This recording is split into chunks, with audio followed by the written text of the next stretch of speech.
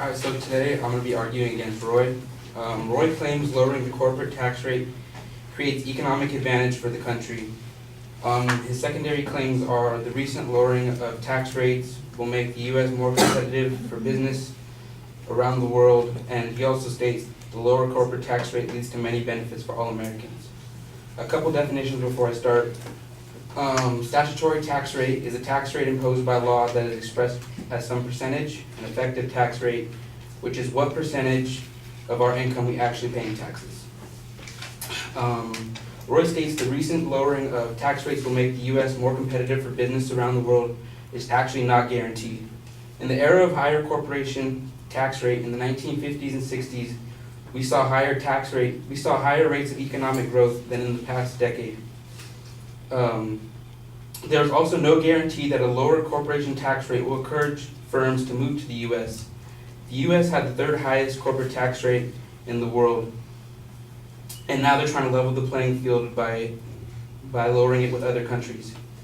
Even if the effective tax rate were higher, economic theory and data do not support the idea that cutting these rates would encourage further investment in the U.S.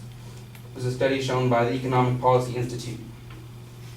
A study conducted by the Congressional Budget Office found that a reduction in corporate taxes does not create much incentive for businesses to hire more workers in order to produce more, because production depends on their ability to sell products, not on the revenue they create. The lower corporate tax rate leads to many benefits for all Americans. This is actually a false statement. Cutting corporate tax rates ranks as the least effective form of fiscal support for employment generation.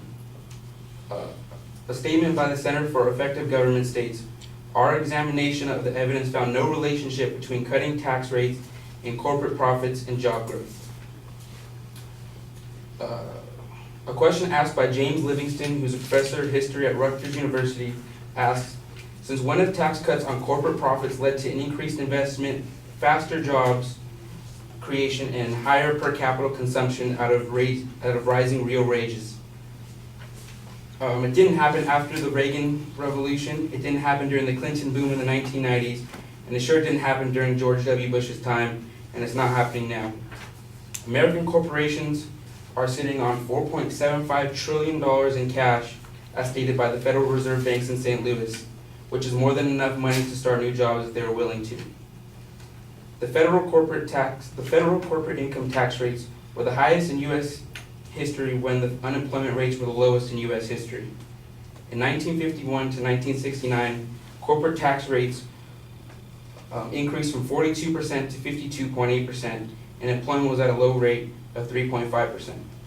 In 1986 to 2011, corporate tax rates decreased from 46% to 35%, and unemployment rates raised from 7% to 8.9%. Companies hire employees because they need workers, not because of the corporate income tax rates. In a survey by 53 prominent American economists, 65% of them said that the lack of demand was the main reason why employers were not hiring new employees, as compared to 27% who said that uncertainty about corporate taxation was the main reason. Roy claims that the lowering of corporate tax rates creates economic advantages, but it actually does not do that. There's no guarantee that the lowering of corporate tax rates will make the U.S. more competitive for businesses around the world. And also, there is no evidence that the lower corporate tax rate leads to many benefits for all Americans. Thank you.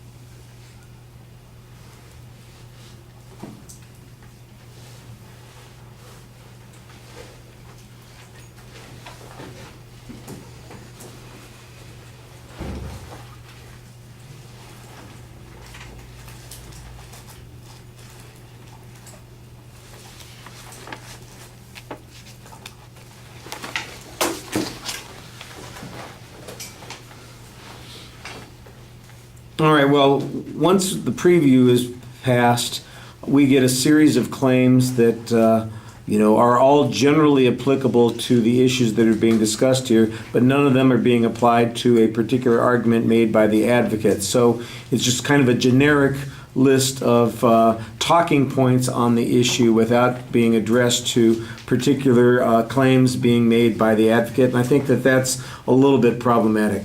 You do have some good data, though, on the general talking points that talks about what the tax rates were and the growth rates were at different points. I didn't really get a source citation on a lot of that information. A couple of places, though, you did have some sources that you cited. You cited the Economic Policy Institute and the CBO when you're talking about the corporate tax rates and their belief that it has minimal impact on employment.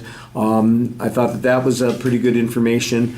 The idea that there's no relationship to job growth because that's dependent upon demand for a product. I assume that the advocate would say, well, demand for product would grow if there was more money available for these things. Your argument that says that they're sitting on billions of dollars of cash seems to suggest that it's not a lack of cash that is their problem. My question is, what are the reasons that they're sitting on this billions of dollars of cash?